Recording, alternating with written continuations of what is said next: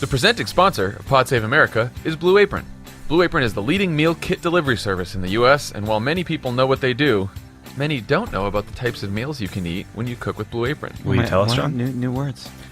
What are these new words here? You're not just having burgers for dinner.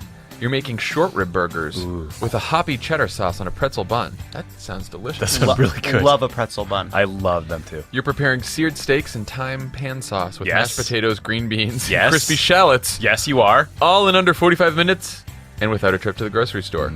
Blue Apron delivers fresh pre-portioned ingredients and step-by-step recipes right to your door that can be cooked in under 45 minutes. The menu changes every week based on what's in season and is designed by Blue Apron's in-house culinary team. Blue Apron is treating Pod Save America listeners to their first dinner a $30 value if you visit blueapron.com/crooked. So, check out this week's menu and get your $30 off with free shipping at blueapron.com/crooked. Blue Apron is a better way to I'm Mick Mulvaney. I work here now. Fuck you. cook.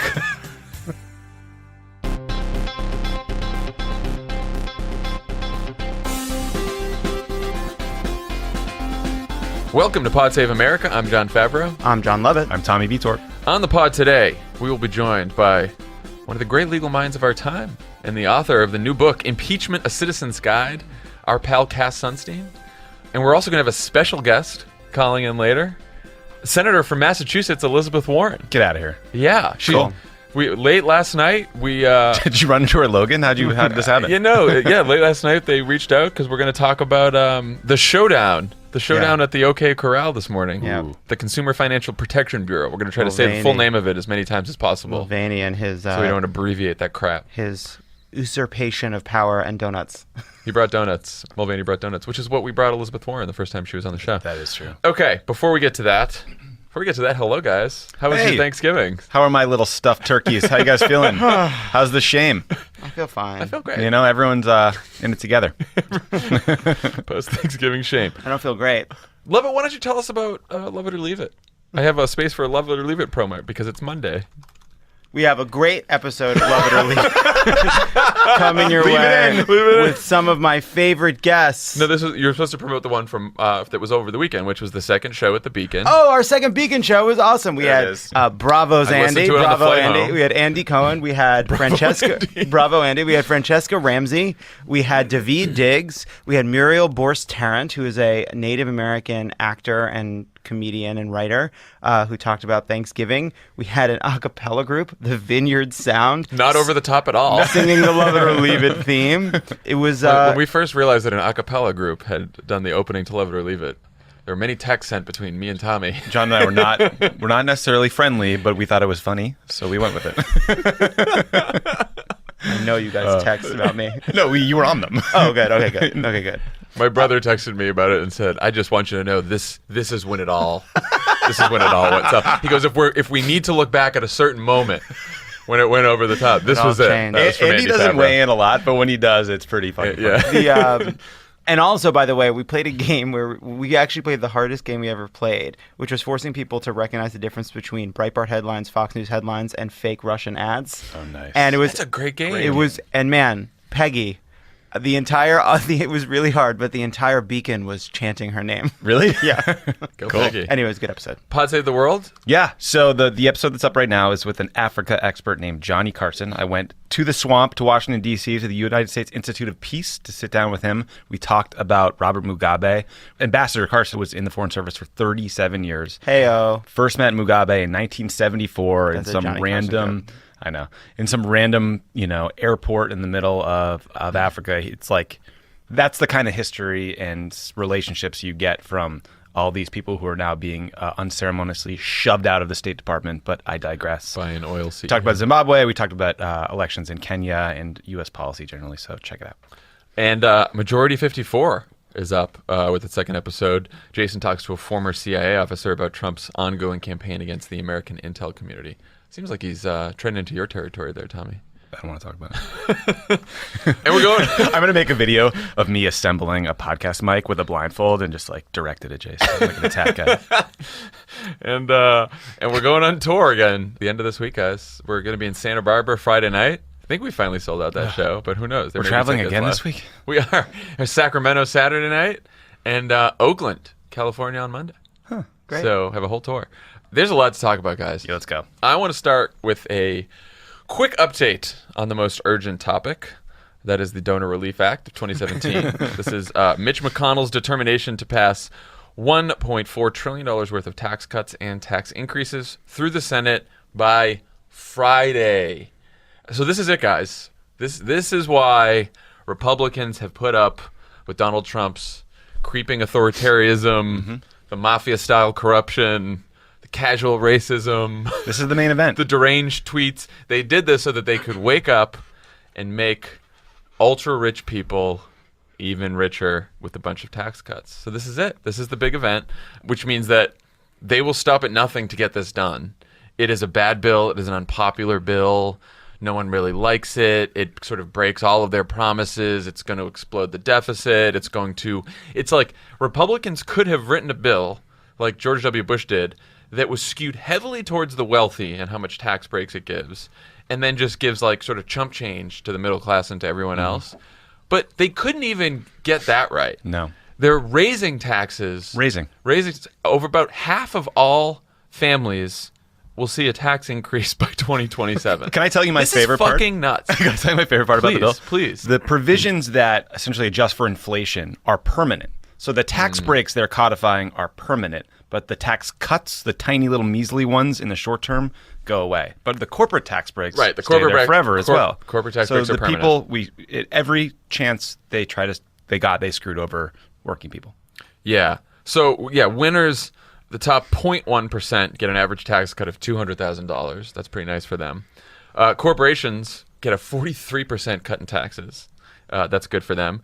And then, of course, there's the 0.2% of multimillionaires and billionaires like Ivanka, Don Jr., and Eric, who get all their inheritances tax-free. Losers, 67 million households earning less than $100,000 who will have to pay higher taxes immediately. And then, of course, like I said, the half of all Americans will see a tax hike in 2027. And another big loser, the deficit. Of course, this is not paid for. So the question, can they get this done, and how do we stop them?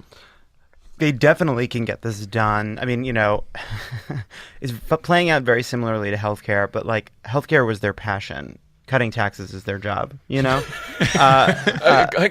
is like their hobby. Right. Healthcare, right. Healthcare is taking away. This is their calling. This is why. This is why they get into politics. Yes. This is what Paul Ryan, when he was standing around the keg, he was talking about how to, take Medicaid and turn it into tax cuts for people. Well, right, and the 1-2 step of this, it's step one, create a 1.5, 1.7, 1.4 trillion dollar hole with tax cuts that are targeted at corporations and the wealthy, and then a year or two from now, come back and say, what are we going to do about this big hole? Well, there's only one thing we can do: further cut Medicaid, further cut Medicare, further cut Social Security, and all the rest. So, this is the plan, and this is why they're there. This is what Paul Ryan believes. All the deficit talk didn't matter.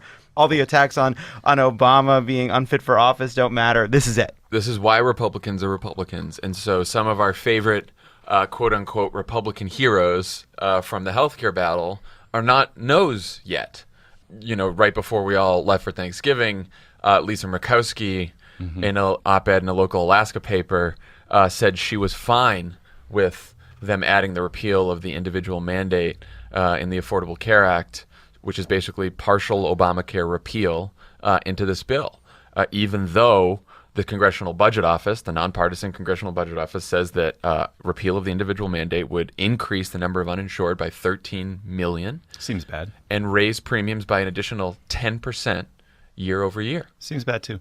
10%. Is that good politics or bad politics? So that's basically, as Republican Susan Collins said, that kind of premium increase is basically going to wipe out any of the tax cut that some middle class families actually receive from this. Now, so Murkowski in that op-ed also, and her spokesman made this clear, she's not a definite yes vote. But she wrote that op-ed about the individual mandate, I don't know, to pave the way for the yes vote. We don't know why she did what she did. So that's Murkowski's deal. Then we have a couple of other people who are on the fence. Jerry Moran in Kansas, he was on the fence for a little bit during the healthcare debacle.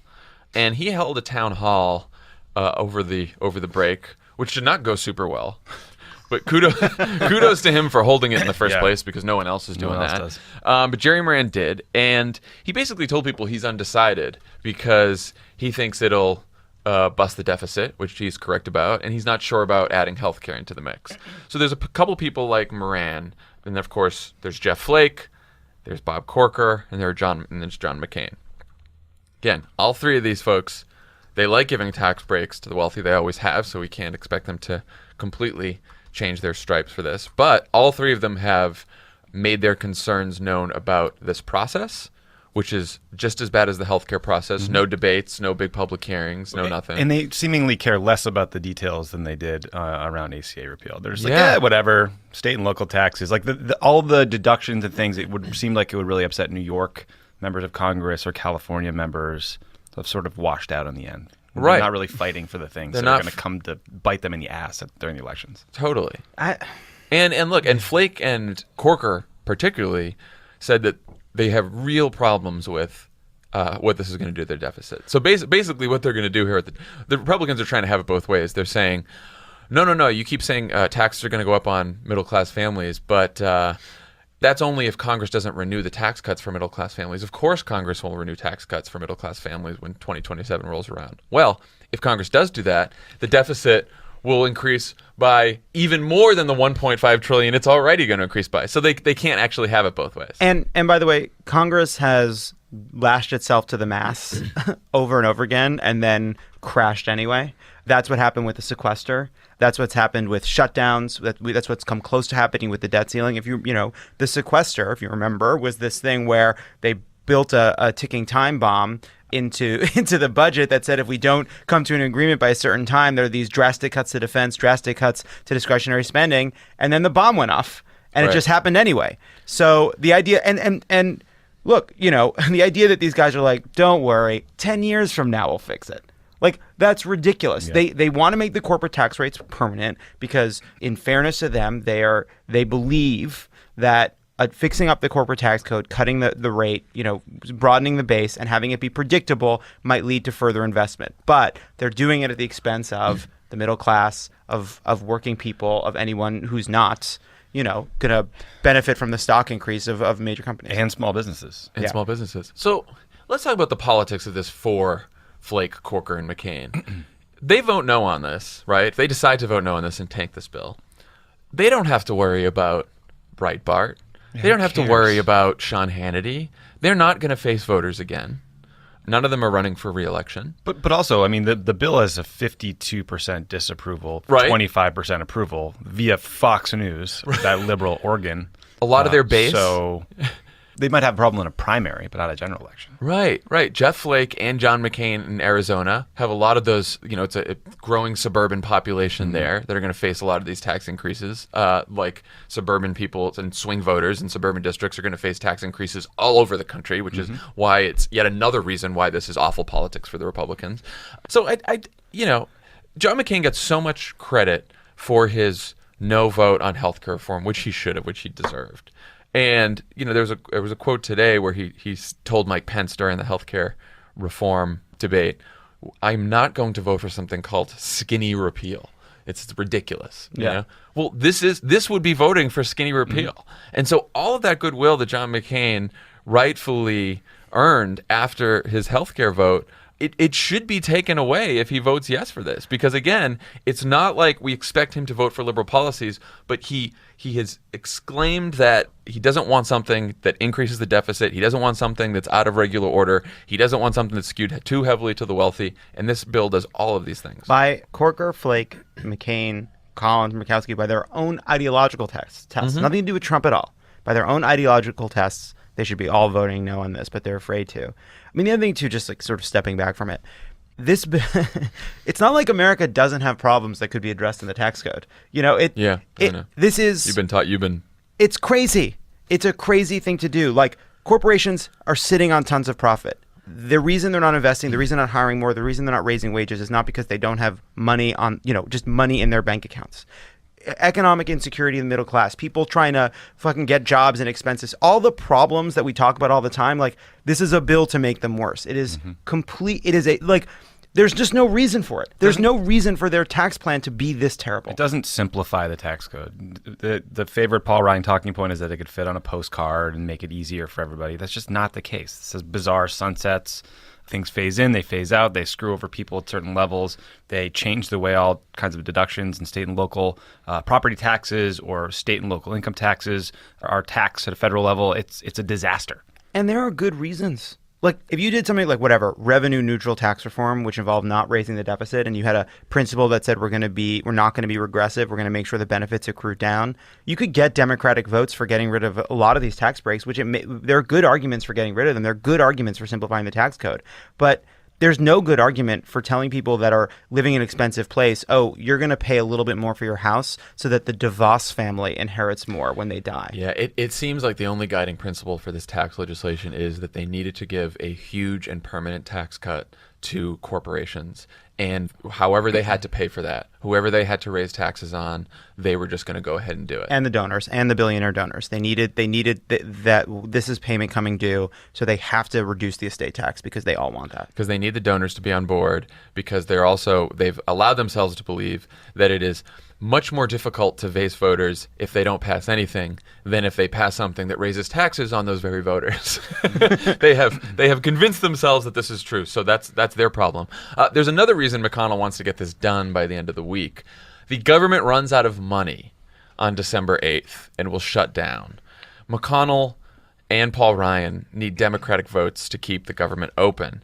And if the government shuts down on December 8th, they cannot pass these tax cuts. And they will not pass these tax cuts by the end of the year. And so, this week, Donald Trump meets with congressional leaders, both Republicans and Democrats, to see if they can't strike another deal. So there's a lot of moving parts to these negotiations on the government, but on the agenda here is possibly funding Obamacare, funding those cost-sharing reduction payments, passing something like the Alexander Murray bill that will stabilize Obamacare. Mm-hmm. There's passing the DREAM Act, that will basically save undocumented young Americans from being deported. Both Lindsey Graham and Jerry Moran said they were interested in doing that. Maybe there's a deal on the Consumer Financial Protection Bureau. I mean, Democrats can walk in there with a long list of demands. The question is, what should those demands be, and what should our message be around this? So far, Schumer and Pelosi have sort of danced around saying they don't want to say, we'll shut the government down, which is right, partly because it wouldn't be the Democrats just shutting the government down. Republicans control all three branches of government. If they wanted to find the votes to keep the government open, they could do that. They can't because they got a bunch of crazies in their caucus. It's also just a strange game theory thing, which is the more amenable Pelosi and Schumer look right now to compromise, the more likely Republican hardliners will draw a line in the sand and force McConnell to go to them. So, because if Pelosi and Schumer were out there saying, we're not voting for anything unless we get this, we get stabilization, we get Dreamers, we get all the rest, all of a sudden McConnell can take that, just literally print that out and show it to whatever, Mark Meadows, and say, help. If we don't do this, look what they're going to get. So there's a game that they're playing, which I understand. Yeah. But, I mean, what everyone should know is if we can even delay. So basically the Senate Budget Committee is voting tomorrow on this tax legislation. Corker and Flake sit on that committee, so that could tell us something right there. On Thursday, McConnell hopes to have this up for a vote. If we can even delay this to next week, there is a chance that we get to December 8th, and then we're talking about government shutdowns, and then they're going to have a hard time passing this. So, yes. And if we delay it a couple weeks after that, that is when the new senator from Alabama will be seated, which we'll talk about in a second. So, can I ask a question before we get to that? So what is the status of the thing they're actually going to pass? Has there been any leak about what the compromise is between the House and the Senate yet? There has not as of yet, no. So right now, if the Senate passes something Thursday, they would have to go into a conference to resolve the differences between the House legislation and the Senate legislation, which are vast, but not, irreconcilable. But unless one thing that could happen over the next couple of days is McConnell and Ryan and a couple other people could just work out a compromise that then McConnell puts on the floor as their bill, and then they could just pass it all right there. So we haven't heard anything yet new about that. In order to stop this, easiest thing to do, go to trumptaxscam.org. It will give you the numbers of senators to call. It will give you, if you're in a red state or a blue state, it will help you get in touch with friends in red states or in purple states to call those senators, to call wavering senators. It will show you events that are in your area that you can go to. There's like a National Day of Action happening today. There's protests that are going to be happening all week long, but it's all on that website. Go to trumptaxscam.org to figure out how you can help. So let's talk about the Senate race in Alabama. Roy Moore. Hero. So this morning, Donald Trump, the White House announced that Donald Trump will not be going to Alabama to campaign with alleged child molester That is Roy Moore. These distinctions are so stupid. Yeah, you're he's all in, buddy. You're getting pissed off and tweeting every morning. He's all in. The tweet from Sunday. The last thing we need in Alabama in the U.S. Senate is a Schumer Pelosi puppet who is weak on crime, weak on the border, bad for our military. Jones would be a disaster. Jones being the man who prosecuted the Ku Klux Klan members who murdered 4 young women. This race is a national. It's a billboard from the GOP that says Republicans to women, fuck you. Right. We don't care. Because and children. Roy Moore's campaign strategist Dean Young said, and I quote, "We believe Judge Moore. We don't believe these women. It's just that simple. And y'all can keep trotting them out if you want to, but we're not going to talk about that." He refuses to even gauge on the subject of the fact that Roy Moore is accused of sexually assaulting or molesting children over the course of many, many years. Yeah, and it's an evil campaign. And I want to just talk for a second about sort of the strength of the evidence here against Roy Moore, because we will in a couple of minutes talk about problems on the Democratic side as well, but there is no comparison, Republican or Democrat, to what Roy Moore has been accused of here. No. 9 women have come forward on the record. 2 are Trump supporters. 1 is a Republican. There are supporting witnesses who corroborate these women's stories. There are documents that prove that Moore is lying about his denials. He was banned from the fucking mall. He was banned from mall. William Saladin at Slate wrote up a really great list of all the, I should say that's where I was paraphrasing from to give him credit. I thought Jake Tapper summarized this well. Like, Roy Moore started with a presumption of innocence like everyone does, but he has since forfeited it by lying, by making assertions that are demonstrably false, by having witnesses and documents and self-incriminating statements come forward. I mean, there are not both sides to every issue. No. There's a very clear set of evidence indicating that he did what these women alleged he did. Right. And there's a New York Times story a couple days ago about sort of Trump's evolution on this, if it was an evolution at all. So Trump believes Moore. He's angry with his daughter, Ivanka, for saying that there's a special place in hell for people like Moore. And he thinks Moore's being wrongly accused. He thinks it's all made up. It's all about him. And we found out, Tommy, you were especially angry about this. We found out that now Trump is telling people that the Access Hollywood, it's made up just like the Access Hollywood tape is made up. He's trying it out. He's throwing it into conversation. He's like, like this, the Access Hollywood tape, which was also fake. He's like, I'll have a cheeseburger, a Diet Coke, and the Access Hollywood tape was fake. The Access Hollywood, that is just seeing like, how does it, what's your face do when I tell you that the Access Hollywood, you're with me. I'm powerful enough that if I say the Access Hollywood is fake, you can't tell me I'm being crazy. This is another one of those times when Maggie Haberman having a bug in his bedroom has been like incredibly valuable. He said it to a senator. He's been telling it to staffers and aides. It's the thing. He's trying to convince himself he believes this because he clearly views the Roy Moore allegations as somehow the same as the accusations made against him, which were on tape. And he knew that it worked out for him. Yeah. I mean, that's what he knows. He believes what he wants to believe. I don't, like the idea that Trump's relationship with truth and what he thinks about it is so attenuated at this point that I think that it is crazy. He believes what he's in the moment is going to believe, and in this moment he finds it useful to believe that Roy Moore is falsely accused. People keep pointing out though, like that when you stack up the lies, big and small, and I would call this a big lie, and you add to that all the little lies about how I don't watch TV as he live tweets Fox and Friends. I don't play golf as there's Instagrams of him at the golf course like every weekend. They are pathological liars. Like this is a definition of what that means. They lie constantly for no reason, with no regard for facts or like our intelligence. It is horrific. And you know what? And we've been so... It's like, because everyone believes that... And Trump knows that everyone believes that all politicians lie and that politicians in both parties lie. So he just does it because he thinks, everyone thinks we're all liars anyway, so I might as well just tell the biggest whoppers that I can. It's gross. And there is a chance that it could all work here in Alabama. It is an incredibly tight race. Doug Jones has... made up a lot of ground in the polls, and Roy Moore has obviously fallen a lot since the scandal, but it's tight. I think Jones is 0.8% ahead in the Real Clear Politics average. This could go either way, and ultimately this boils down to cynicism. Donald Trump is being a cynic, same way Mitch McConnell is and all the rest. They want to attack Doug Jones. They're trying to say in every way, vote for Roy Moore even though he's a pedophile because we need this seat and we can expel him. If we could dispose of two fictions about our politics, it would so greatly help heal our country. The first is they all do it. They're all bad. They're all the same. The second is my vote doesn't matter. If people would stop believing those two things, I think it would be the most important thing that ever happened to our politics. I think that's right, especially that last one, that my vote doesn't matter. The numbers of Democrats, there are enough people in Alabama that could easily end this whole thing. Easily happen. So in a low turnout race like this, you could get a couple thousand people in various places and tip an election on any given day, especially in a special election when you're going to see like 14% turnout. Yep. Look at what happened in Virginia. Look at the people who turned out for the first time. Look at the young people who turned out for the first time. Virginia is very, very different from Alabama, which will, of course, get lost if for some reason Roy Moore wins.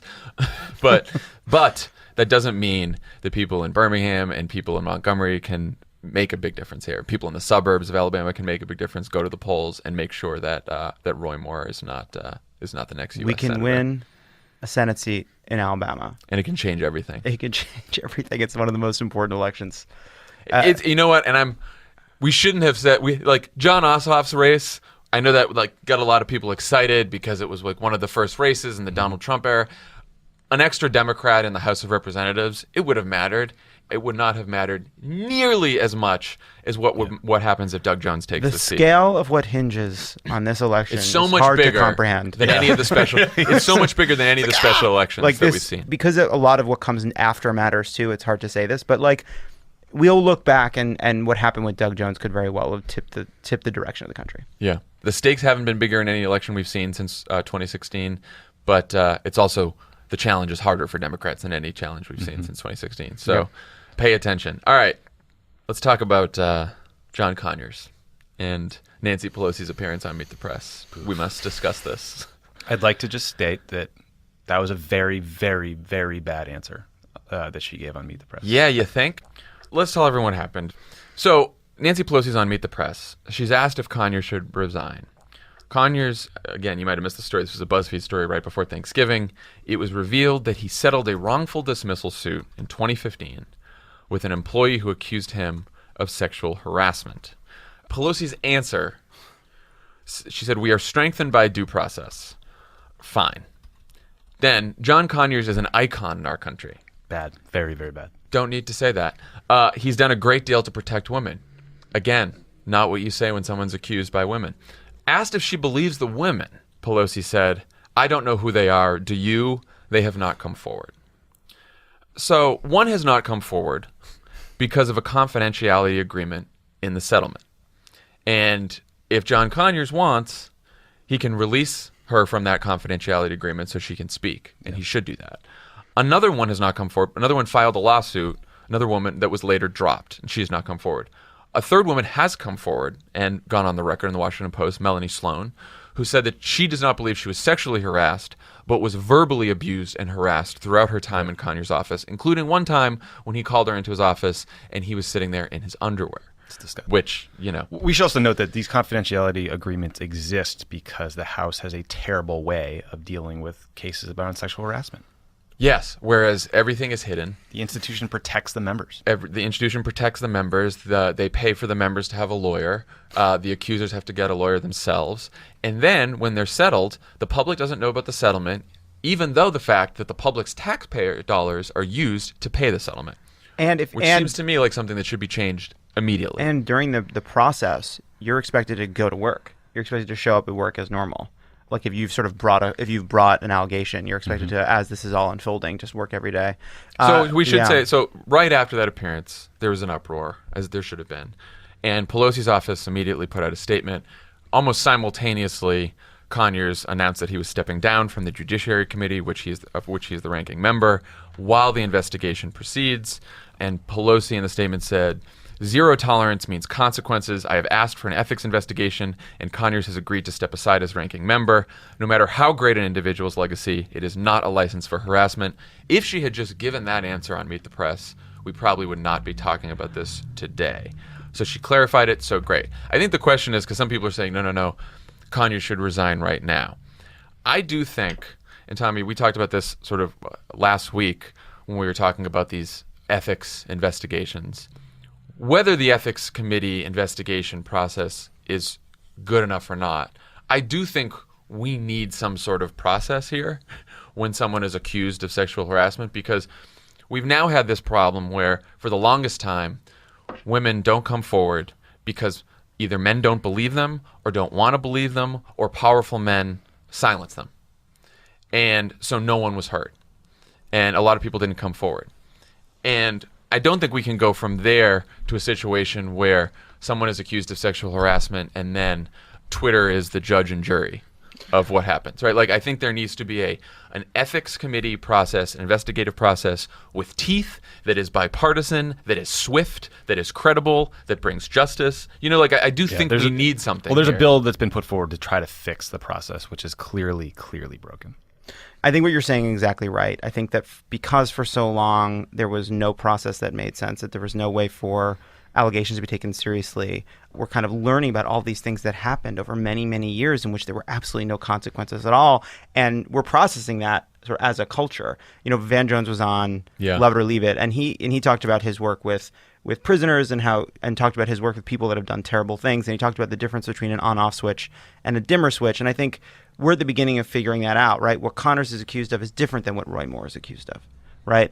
How we react to these things does require us to look at each case individually. And they hold different positions. Yeah. In Roy Moore's case, the election is the judgment on what ultimately happens here. Conyers holds office, and there needs to be a process for office holders who are accused of these things to figure out what happens next. So, I can't imagine a scenario where John Conyers should keep his seat and not resign. I can't. I can't but either. I at least want the process to tell us that. And it's not a call for a bullshit process. It is a swift, credible, bipartisan process, and it needs to happen very fast. And I think that there is incredible urgency in getting to the right outcome.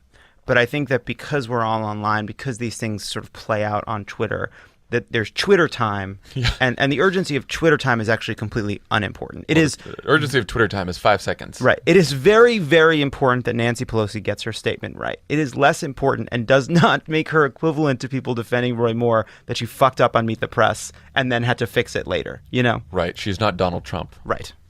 All right. Let's move on to a section that I titled, A Look at Our Budding Kakistocracy, which is the word used for a government run by the worst, least qualified, and unscrupulous citizens. This is where I jammed a whole bunch of things in that we could talk about. First, I want to talk about a story. Tommy, this particularly got you annoyed over the weekend. You were texting about it, which is Rex Tillerson gutting the State Department. Yeah. Which is, I think, particularly egregious because it is so hard to get people to care about the story. Why don't you talk about it a little bit? Rex Tillerson has sort of made it his sole job to cut jobs at the State Department, to cut the funding of the agency he leads by as much as a third, which Congress has told him is ridiculous. And I think we don't have a great sense as a country about what diplomats do. So, I just think you have to remember that diplomats allow us to project power all around the world. Mm-hmm. They're not fancy people in Paris hosting cocktail parties. They're people in countries like Pakistan that are constantly liaising with the government, that are meeting with opposition parties, that are providing us unbelievably important intelligence about what's happening on the ground that we can't get from the CIA or other places, because these are sort of like diplomatic conversations and also like observations about political and economic things that are happening. There was all this talk about how we missed, quote unquote, the Arab Spring. There was no phone you could intercept to know that a fruit vendor in Tunisia was going to light himself on fire and start this regional upheaval.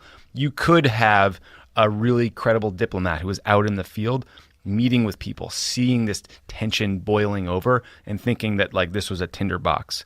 So that's when we talk about how this is going to weaken us abroad. And it seems like there's no real constituency for slashing state other than they think the military is cool and tough, and let's talk about that. And liberal weenies work in the State Department, so let's gut that agency. But it is harming us. In every it's a direct threat to our national security. I mean, and you have people like Michael endangering Hayden. us. Michael Hayden, he was the CIA director for Bush, is talking about how dangerous this will be. 4-star generals, every military commander you talk to talks about how much they like working in partnership with the State Department. It's baffling. Yeah. It's baffling. So they were cutting infuriating. embassy security too. Huh? Yeah, I mean, again, like, in case you thought Benghazi was anything more than just a political bullshit attack, like, Tillerson wouldn't even meet with the person that heads up the embassy security division at the State Department. Blew him off.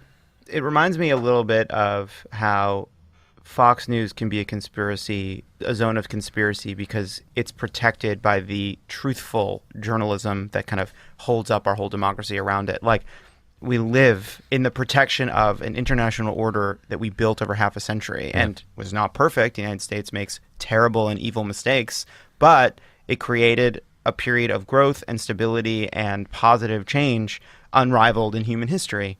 And they don't respect it. They don't respect it. And even though, Donald Trump's fortune, which he has cobbled together internationally, has depended on that order, same for all the various benefactors here, they just refuse to see it. It sucks. The other agency that is in the middle of some turmoil right now is the Consumer Financial Protection Bureau. Richard Cordray was the director of the CFPB, as the acronym goes, and he has stepped down to run for governor of Ohio. He has appointed Leandra English as the deputy director.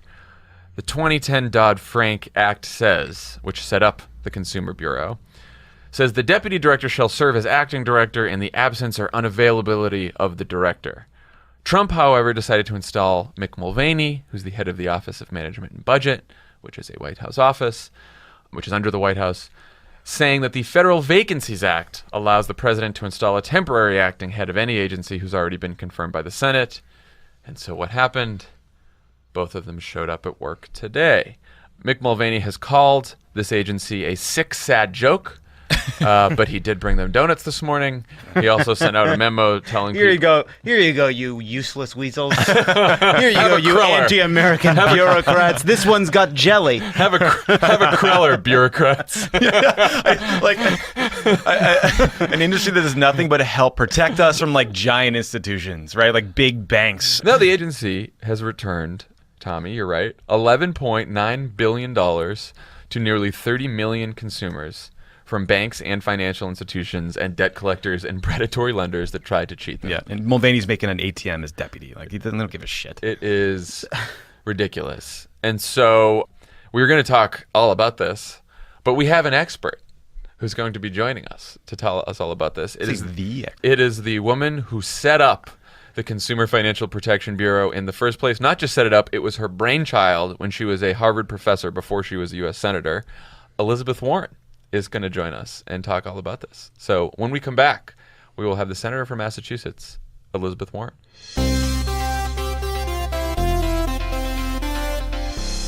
Pod Save America is brought to you by Betterment. Betterment. It's the largest independent online financial advisor. The service is designed to help improve customers' long-term returns and lower taxes for retirement planning, building wealth, and other financial goals. If you're a Mercer, you can get Congress to do that. Good one. Betterment takes advanced investment strategies and uses technology to deliver them to more than 270,000 customers. They believe you should be able to get financial advice anytime, anywhere. All Betterment customers can receive advice from their team of licensed financial experts through their mobile app's messaging feature. Oh.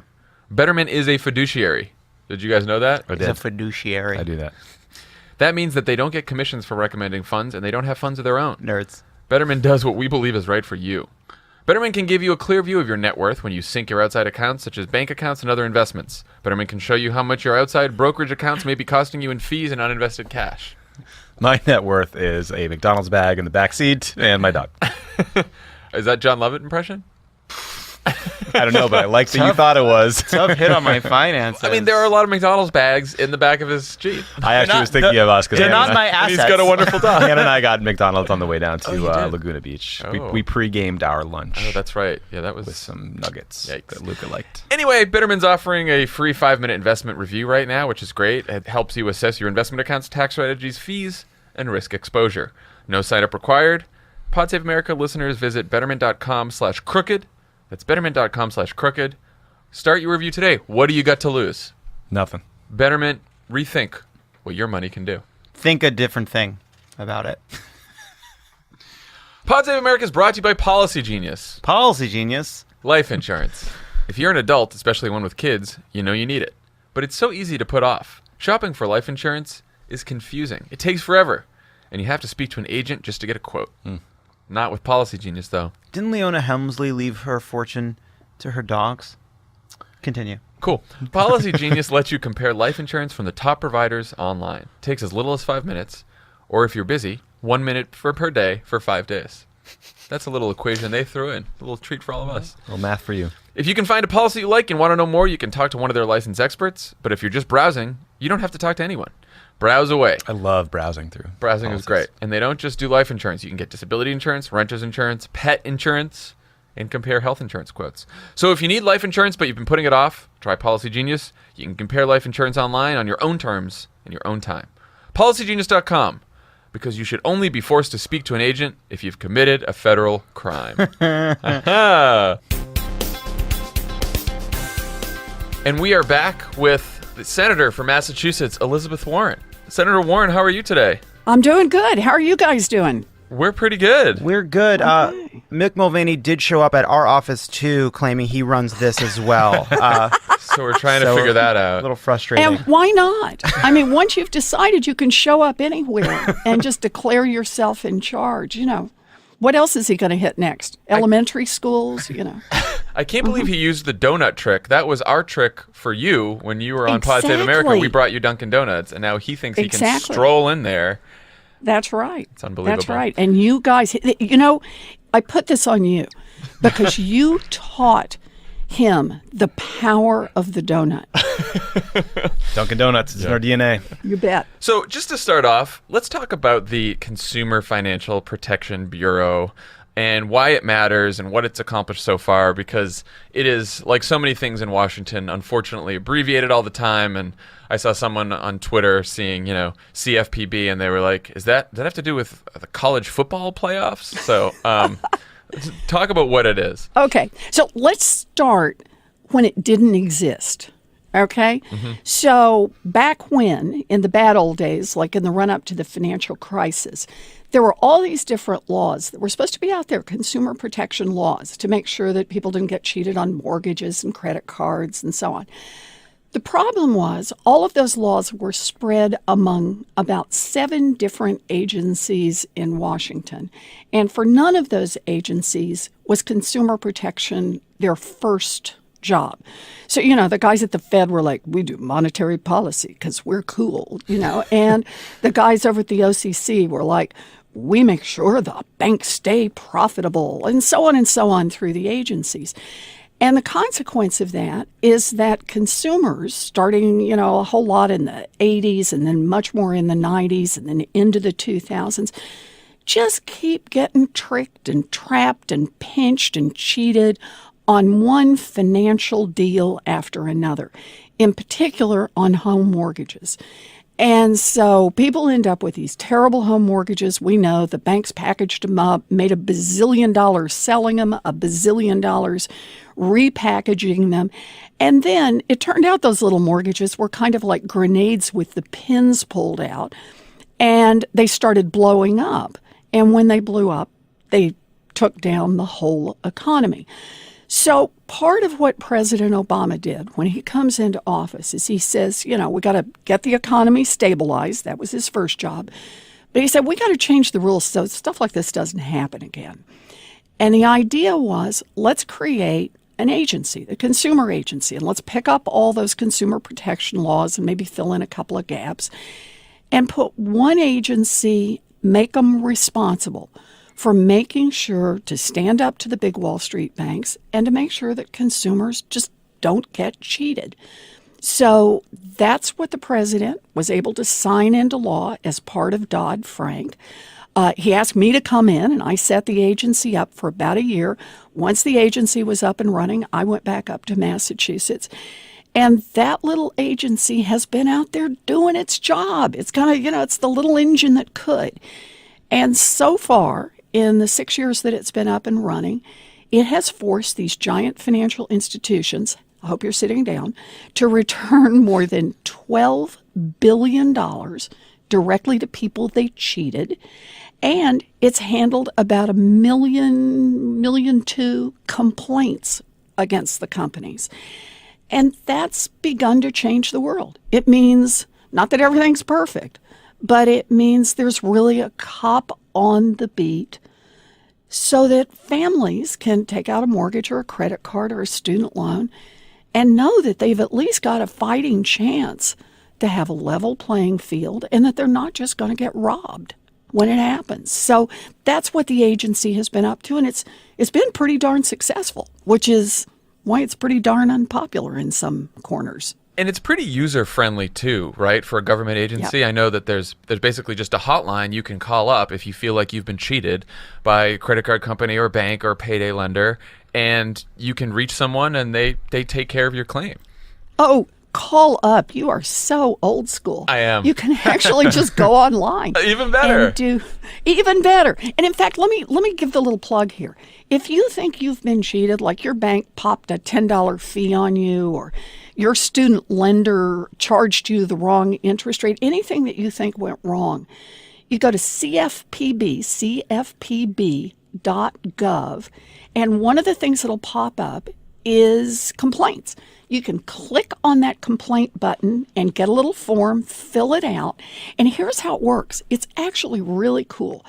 It goes straight to the agency. You give them all the information. The agency then tags it and sends it straight to the bank or mortgage company or credit card company or whatever it is that you're complaining about, and a clock starts running.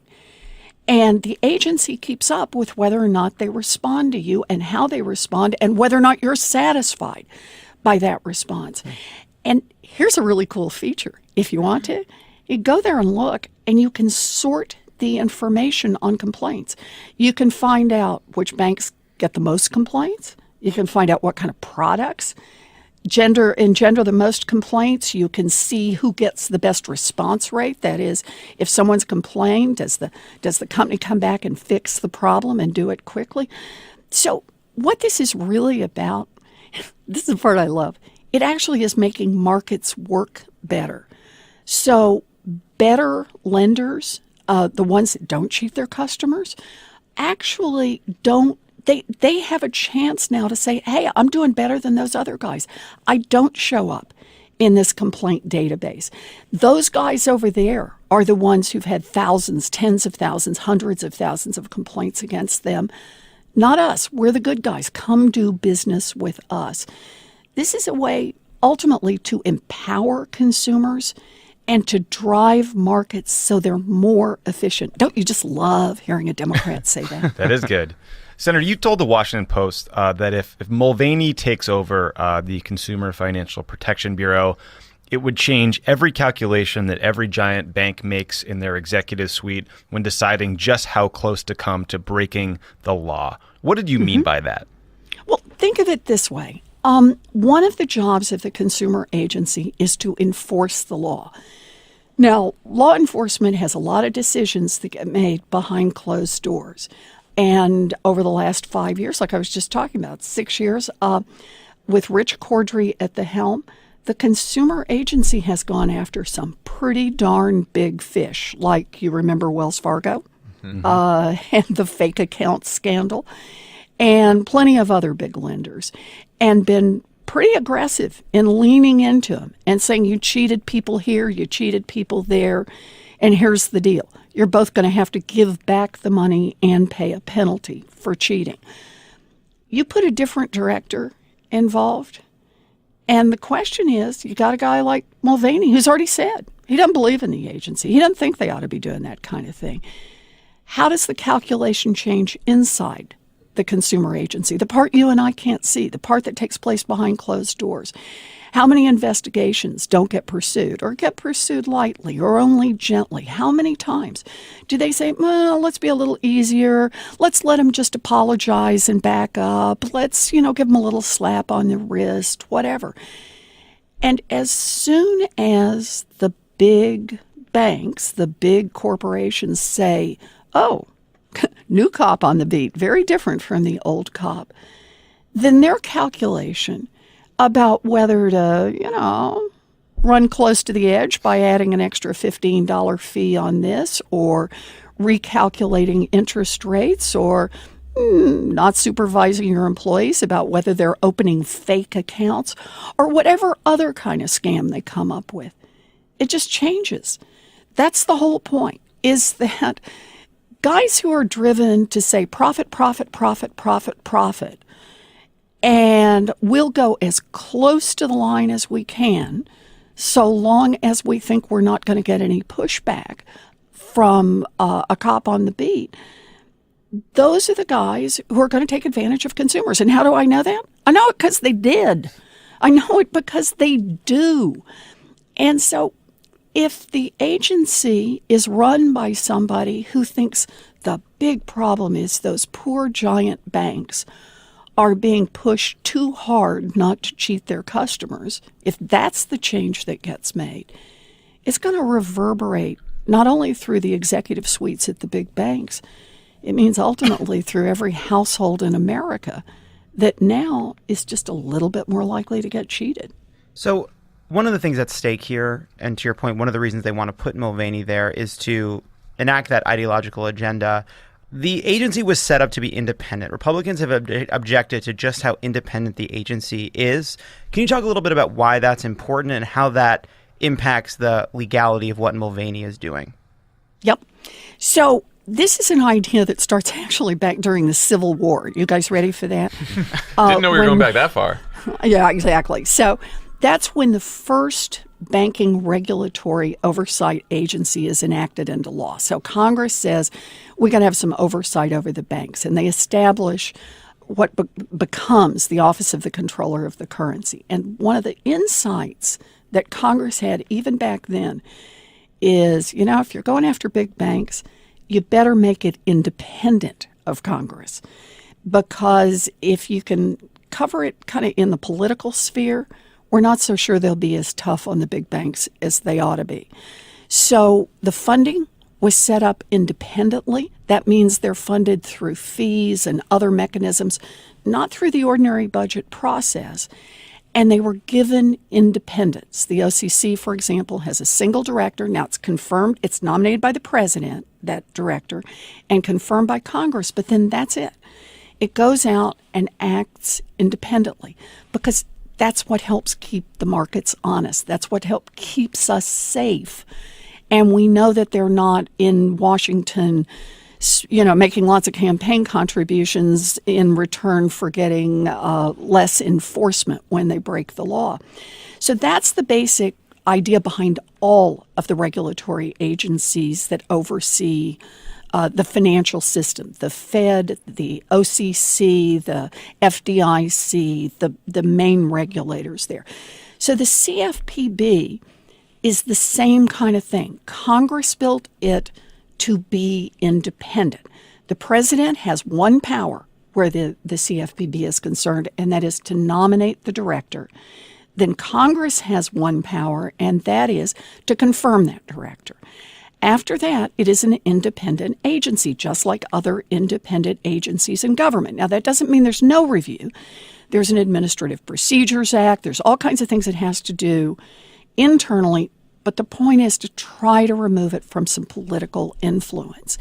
So the concern right now is that Donald Trump didn't just pick somebody who hates the agency and has said that pretty publicly. He's picked somebody who already has a job working for Donald Trump and who can be removed if he doesn't do that job in a way that Donald Trump likes.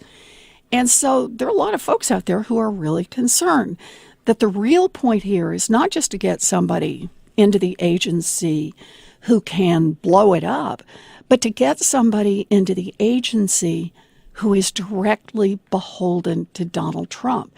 And now, just to kind of increase the factor of how much we ought to be worried about that, this is an interim appointment which means even under Donald Trump's calculation, under the Vacancies Act, it will only be for about 8 months. But at the end of that 8 months, they could appoint somebody else. And at the end of that 8 months, somebody else and somebody else and somebody else. So what we really need here is we got to take seriously this interim appointment and make sure that the president does what he is legally entitled to do, what Congress set up, and that is to nominate a director, and then have the Senate vote on that director. Have the Republicans belly up to it and say whether or not they want a director that Donald Trump has picked. Somebody who's pro-consumer, I hope that's the case, or somebody who's pro-bank, in which case let's call them out for it. But that Donald Trump doesn't get to manipulate this agency through the back door by claiming that he's got an interim director who works directly for him and is also running an independent agency. Yeah, so you just alluded to the more alarming development, in my opinion, which is even if Leandra English wins this court fight, Trump could presumably find a Republican to appoint as director who could get 51 votes in the Senate because the Republicans control the Senate, and then do the same type of damage. And then, it's a 5-year appointment. So why does this fight matter so much that we're engaged in right now? And what do we do about the seemingly the greater danger, which is that we have a director of the agency that is there for 5 years and we can't do anything about? So, look, it's both halves. One is interim could last forever, effectively. Mm-hmm. And we don't want that to happen. Nobody should want that to happen, right? We want him to have to name someone and then Congress to appoint. So interim matters. It's not automatically limited. It's only limited when there's a nominee who goes forward and ultimately gets confirmed. The second part is to say, look, that's what the confirmation process is about, is Donald Trump gets to name someone and then the rest of us get to have a big public discussion about that person. Do you remember the guy, Puzder, who was named to be head of the Labor Department? Do you remember him? Yeah, he didn't You last remember too long. He is not the Secretary of Labor, and you remember why. People took a close look at him and said, whoa, hold on. And not only did he have Democratic opposition, there were Republicans who faded away and said, I'm not doing this one. And so we got a different Secretary of Labor. He might not be the guy I would choose, but he's sure in the first guy that they came up with. Or look at Betsy DeVos. She made it through. I get it. She is now Secretary of Education. But boy, are the American people paying attention to what she does, right? That was a hard-fought battle, which really forced both Donald Trump and 50 Republicans to stand up and say, yeah, I'm good with a Secretary of Education who doesn't believe in public education. And my view is you make them get out and say that in public. And let's do the same thing around this Consumer Financial Protection Bureau. Maybe they'll think twice about who they want to put in charge of it. This is an agency, this is government that works for the people.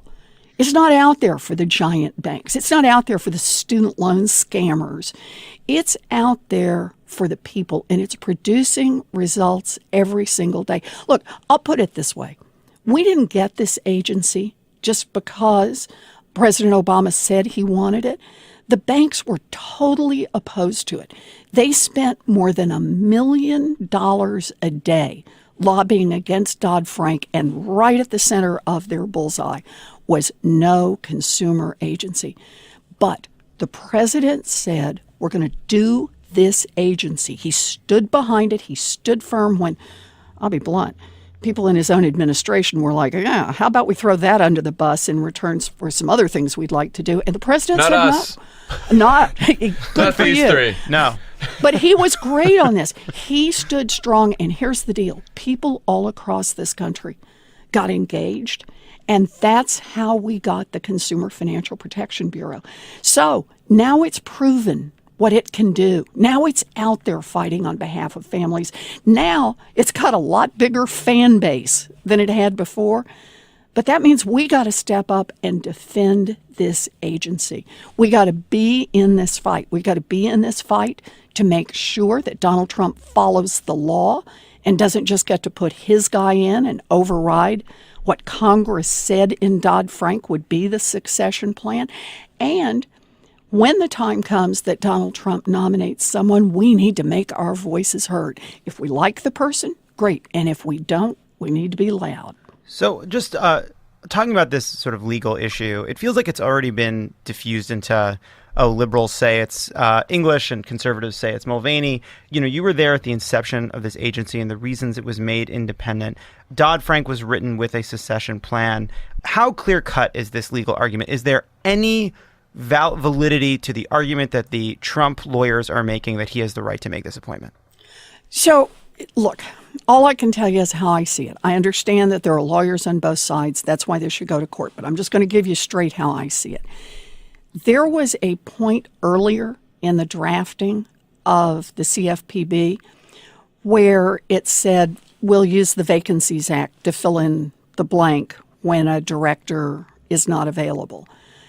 And that was deliberately taken out, and new language was put in to say, nope, here's going to be the deal. There's a director, and if the director is unavailable, deputy director has the powers and duties of the director, becomes the acting director.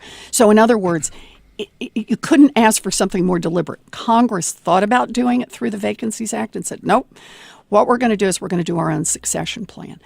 At the same time, the Vacancies Act also has its legislative history. As you know, the Vacancies Act dates back decades. And what it says is that it applies to all of the agencies that are in place at the moment that the Vacancies Act passed. But going forward, the Vacancies Act applies unless Congress decides to do its own succession plan, which is exactly what they did in the case of the Consumer Agency.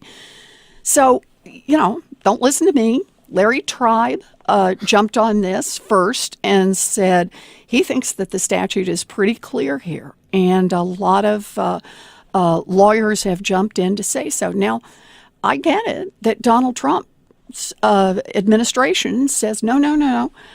They get to, quote, fill a vacancy. But look, there ain't no vacancy here. Once you read Dodd-Frank, the very minute, the second that Rich Cordry said, bang, I'm out of here, I have now resigned, goodbye, at that instant, by operation of the law that Congress wrote, Leandra English became the acting director. So there's not like this moment of vacancy where Donald Trump gets to jump in. And if he's going to claim, well, he gets to use the Vacancies Act here, it really is where you guys started this, 20 minutes ago. And that is, what else do they get to come in and declare themselves in charge? Right. That's what makes it seem so dangerous. Yeah. Yep. One last question, we'll let you go. The government runs out of money on December 8th. Mitch McConnell and Paul Ryan need Democratic votes to keep it open. Under what condition should Democrats give Republicans the votes they need to keep the government open? What's on the list of demands for you? Should we pass the DREAM Act? Should we fund Obamacare? And if Republicans refuse to do those things, should the Democrats withhold all of their votes and shut the government down? So look, we are in the middle of negotiations, but let me put it this way. The President of the United States said that Congress should vote on the DREAM Act. And I'm with him. Congress should vote on the DREAM Act. We should do it right now. We don't have to do this later in a budget act. We could do it this week. Put the DREAM Act on the floor in the Senate. Put the DREAM Act on the floor, a clean DREAM Act in the House. I think the votes are there in both the House and the Senate. Let's pass it. Let's send it on to the president and let him sign it into law. After all, the United States made a promise to these young people. When President Obama said, come out of the shadows, and we will give you a chance to go to school, to take jobs, to join the military, to serve your country, to be a part of the only home that most of you have ever known. It was the right thing to do, and it was a commitment. He committed our country, and I believe we have to honor that commitment. So for me, I'm ready to vote on the DREAM Act right now. if the Republicans don't want to put it in the budget, I'm cool. But I want to vote on the DREAM Act before we get to the budget. And then we can sit and do all of our numbers around the budget. We can talk about the other things that need to be in there, of course. We have to support the Affordable Care Act. The American people do not want us to roll back health care coverage for 25 million Americans. I'm ready for that fight. But what I'd like to do is let's honor our promise to the Dreamers first. Senator, before you even do that, I really would urge you to go get some Dunkin' Donuts, get in the car, drive to CFPB. That's really all that you need to take over. You have the same legal claim as Mick Mulvaney. You were supposed to run it from the beginning. I think it's time. You guys are fabulous. Have a pink donut on me. Thank you for joining us. We appreciate it, and good luck with the fight ahead. All right, take care. All righty. Bye-bye. Bye-bye.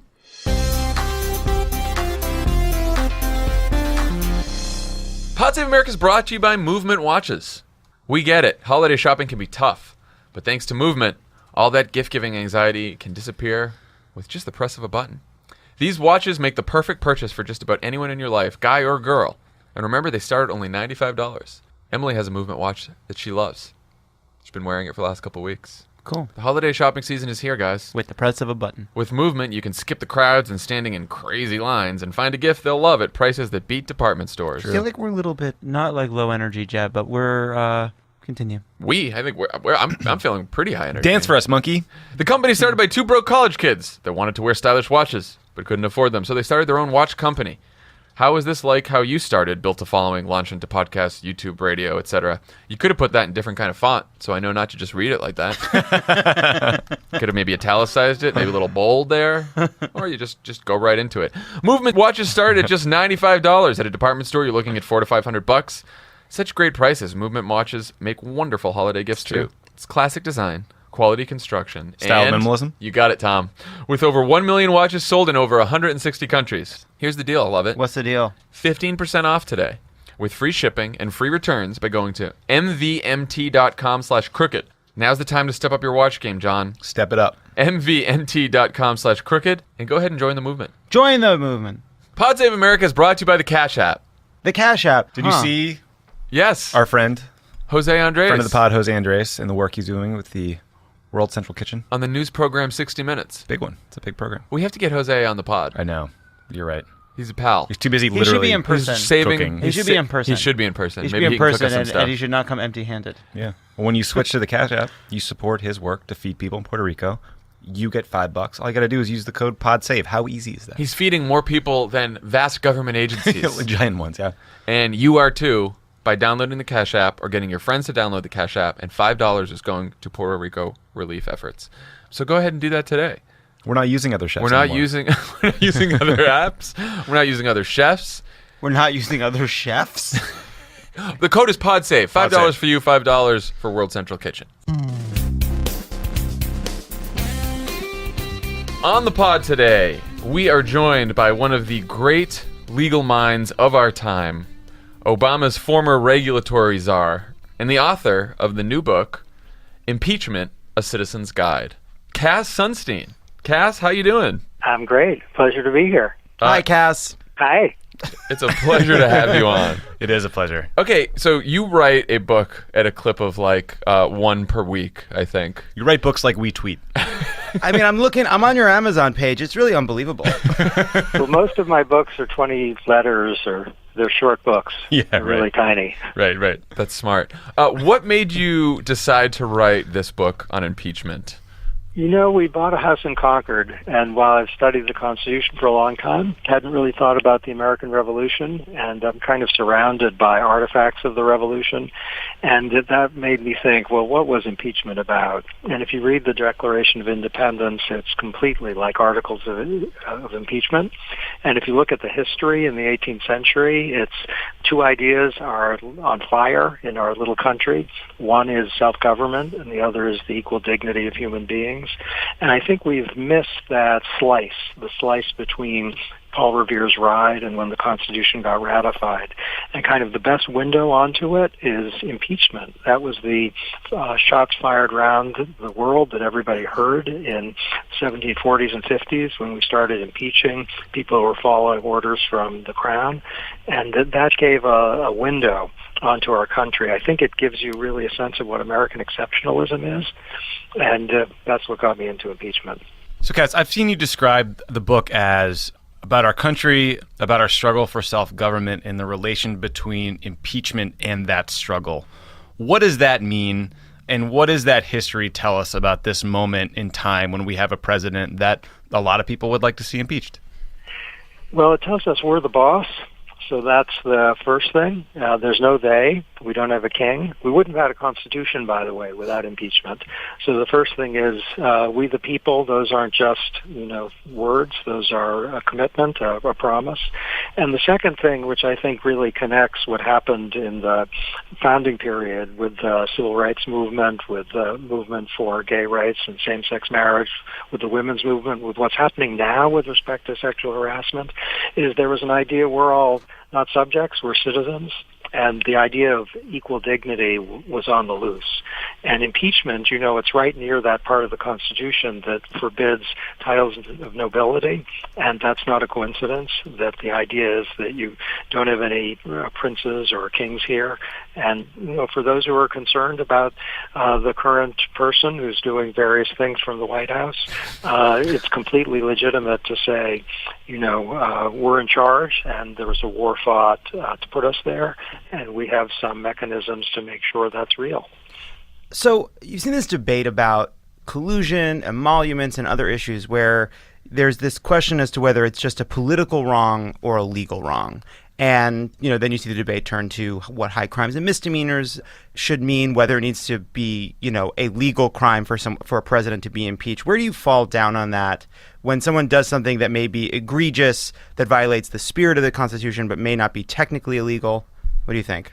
Yeah, I follow Hamilton and Madison, and they were completely clear. Name drop. But I follow. I never met them. Yeah. So they're not ambiguous on this. And are you talking about the musical? It's so weird to take your guidance from a musical. That's dispiriting. I tried to write a little scene for the musical, and I kind of sent it to Hamilton, New York, and I haven't gotten a response yet. But there's a little scene, and in the little scene it quotes from Hamilton from the Federalist Papers, who says it's an abuse of public trust. Doesn't have to be a crime. Is that the start of a rap lyric, do you think? It can be. Almost. It can be. Kind of the way I said it makes you think it would completely work. Yeah. So just the rhythm of my own cadence. So they could do it. The Hamilton cast could do it. But the idea that Hamilton was pushing, which was not unusual to him, they all thought this, was if the president abuses the pardon power, and here Madison said that's an impeachable offense. If the president procures a treaty by lying, and this was said by a prominent founder during the ratification debates, that lying to the Senate and gets a treaty that way, that's an impeachable offense. And by the way, that's not a crime. If the president invades civil rights and civil liberties, it was said in Massachusetts, that's an impeachable offense. And these weren't contested claims. So the idea is that if you have an abuse of presidential power, that's an impeachable offense, and it doesn't matter if it's a crime. Yeah, that's interesting. 'Cause I heard you talk about how you think that what happened with Comey and how Trump fired him and why he fired him is probably not an impeachable offense, but that firing Mueller would be, or any abuse of the pardon power to cover up for how he fired Comey would be impeachable. Can you explain that? Yeah, so the Comey discharge, at least there's an account, which is that any new president after what happened would be reasonable in getting rid of him, not because he's a bad guy. I think he has integrity, though he made some pretty terrible mistakes, but because there's just a history there and a fresh start is okay.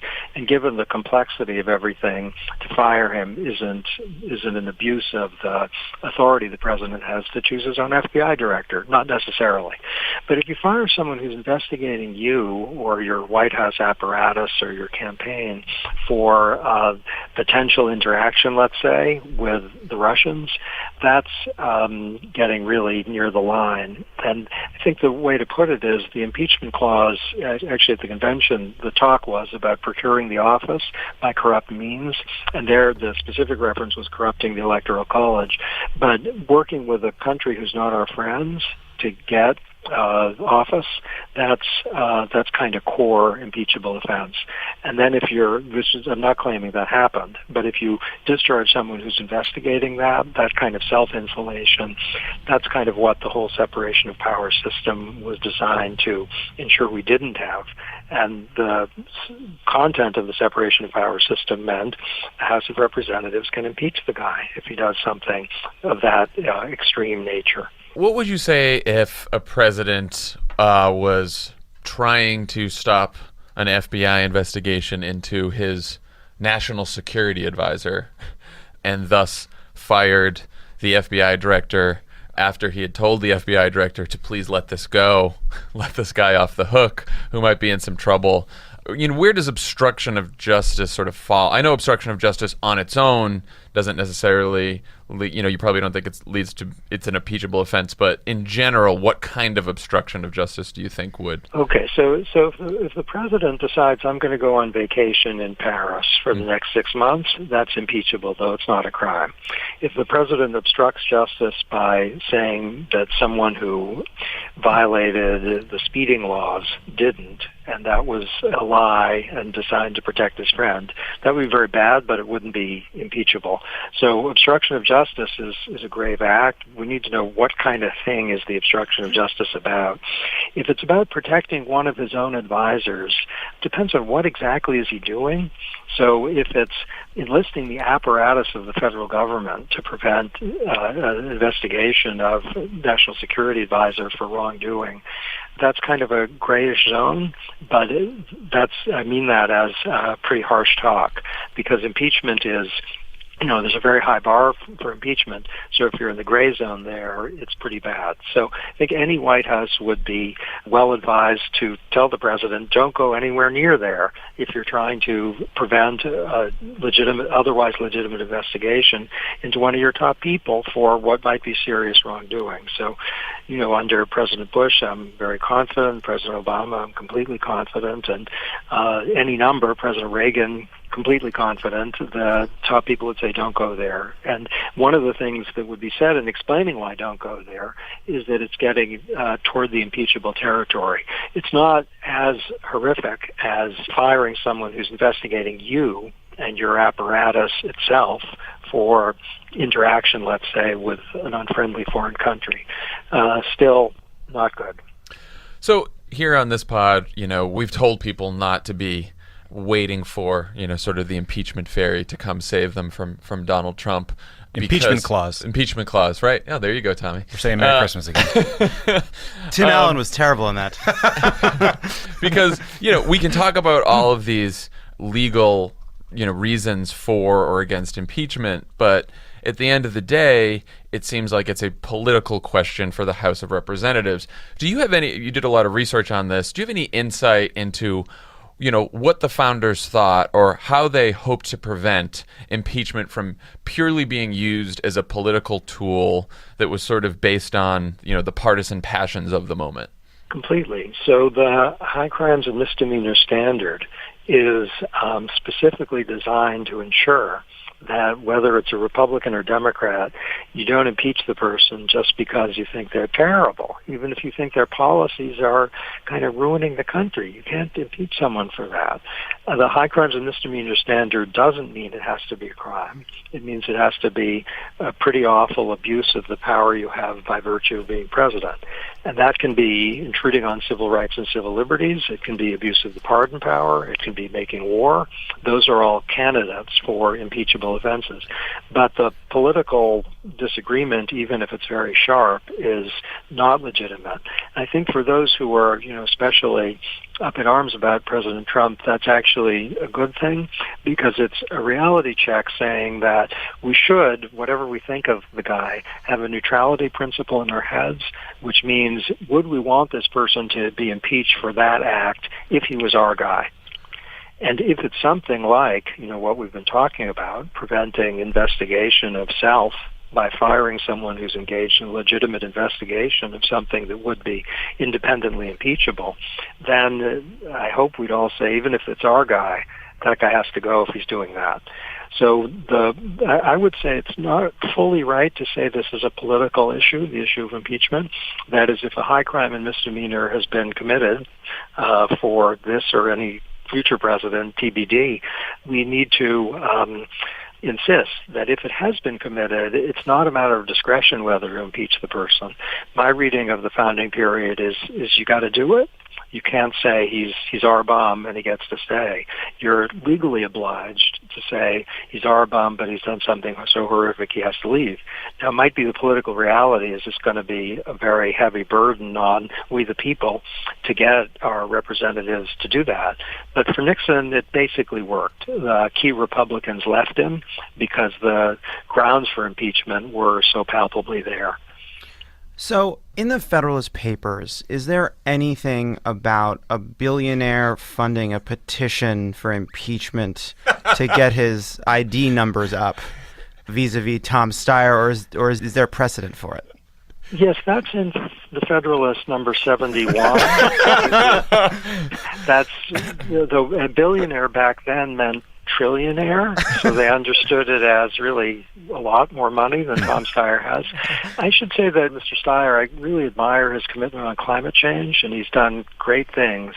Impeachment, we should have, kind of reverence toward the institution and think we need an act. And I get a little sense from Mr. Steyer that he's such a bum, he has to go. And that's not what the plan is about. Cass, in 2007, so 25 Cass Sunstein completed novels ago, or nonfiction works, you came to Iowa to canvass. You were joined by a Pulitzer Prize-winning expert on genocide, an economist named Austin Goolsbee, and the first door you went to, you were asked a simple question, when is the caucus? And despite that brain power, none of you knew. Do you want to formally apologize to the Iowa team right here today for that lack of preparation? Awful, but I'll tell you, when I didn't know the answer, I had a little political skill, which is I saw the voter had a Labrador Retriever, and I actually love Labrador Retrievers, so I kind of sat down with the Labrador Retriever, and we got that vote. Congrats on your puppy, by the way. Yeah, I saw pictures all over Twitter. And so what I want to say to that Iowa voter is thank you for not only having the Labrador Retriever, but for, bonding with me such that you actually turned Iowa for president to be Obama. That's a good story. Good ending. Imagine that. You get a knock on the door and it's Cass Sunstein, Samantha Power, and Austin Goolsbee. Clueless about where to go. I'm sure they were like, oh, I've read all of your works. I know all about you guys. You're definitely not academic strangers to me. Austin's papers in the Quarterly Journal of Economics, they were especially enthusiastic about. It's a real page turner. Cass Sunstein, thank you for joining the pod. Please come back again soon. Everyone, go check out Cass's new book, Impeachment: A Citizen's Guide, and so many other wonderful works by Cass Sunstein. In a year, when you come back about your book about what happens when a president refuses to recognize his impeachment, we'll probably have a lot of important questions then. Yeah. Thank you very much. Thanks, Cass. All right, thanks to Cass Sunstein and Elizabeth Warren for joining us today. This is our outro. Anything else that we wanted to bring up? Jared's in some trouble. Very interesting. Several pieces all in a row. Gabe Sherman, actually, the first piece about the incredible shrinking Jared, and then the New York Times and the Washington Post had them on the same day. Someone is doing some spinning to protect our boy. To protect, yeah, because they're saying his role is being diminished in the White House now. Jared doesn't, his big portfolio of like Middle East peace and, saving technology and whatever else is not really panning out. My favorite part of one of those profiles was when they said that it was Jared's idea to fire Comey. And then he was pretty happy when Mueller started as special counsel because he said, once Mueller's involved, maybe these congressional committees will stop investigating us and Mueller will just go do his thing. I love the tells you that Jared doesn't really not the brightest bulb. He's not the brightest bulb, is he? I love the idea that when you remove something from a portfolio, from Jared's portfolio, it's really just someone walking into his office and kind of removing a little tab from a folder because he hasn't actually done anything. Yeah, and it could be related maybe to the news we got on Thanksgiving Day Great story by the New York Times. New York Times had an interesting weekend. Tough story about the Nazis. Great story about reporters working on Thanksgiving Day to tell us that lawyers for Michael Flynn, President Trump's former national security advisor, notified the president's legal team in recent days that they could no longer discuss the special counsel's investigation.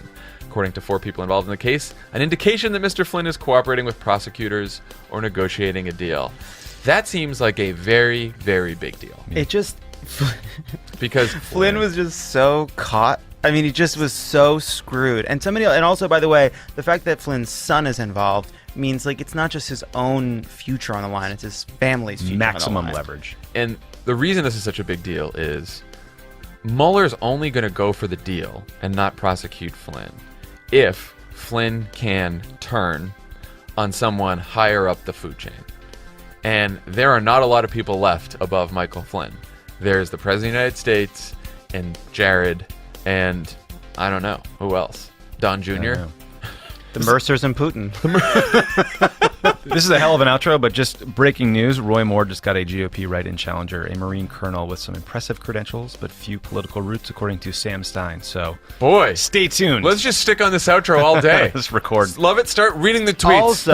Also, read the tweets aloud. guys, done. the descendants of English tyrants have gotten engaged. She's from LA. She's from LA. She's Yeah, American. you do not know much about this. Huh? I don't click on it because we won the war. Emily made fun of me for not knowing much What's about her this. name? Meghan Markle. And then people on Twitter were hoping that you would rant about it. She was Love on it. Suits. I really. He was on Suits, yeah. Elijah's now videoing this because he's like, this is the content that's going to get some clicks. that Forget people about the want. CPFB stuff you guys have So- been doing. Rich So, stopped recording like 5 Couple, minutes ago. couple notes on the British family. All their assets should be seized and given away. That's one. If you've made it all the way to the outro, it's a special two. Easter egg for you. Two, it was really weird when William and Harry traded spots as heartthrob. You know, William was the heartthrob. Then all of a sudden, Harry's like, "No, you're not. I'm the heartthrob now." You don't think that I'm was like the heartthrob a now. hairline? You don't know. personality Who knows the cause? I never care about a royal wedding, though I do like the crown. So that's odd. That's a All right. contradiction. I think we've wrapped up everything then. Great. We'll see y'all later. Here's to Roy Moore's write-in challenger. Mulvaney's going to be here in about half an hour with some donuts, and he says he runs Crooked Media now. Mulvaney's sitting in the chair in the studio Mulvaney's like- with Pundit and Leo on his lap. Yeah, I checked, and actually, this is the president's option, and so now I am the host. I am Mick Mulvaney. I am a host of Pod Save America. These are my dogs. This is my office. It's all mine. I'm Mick Mulvaney. All right, this is Mick Mulvaney signing off. Bye, guys.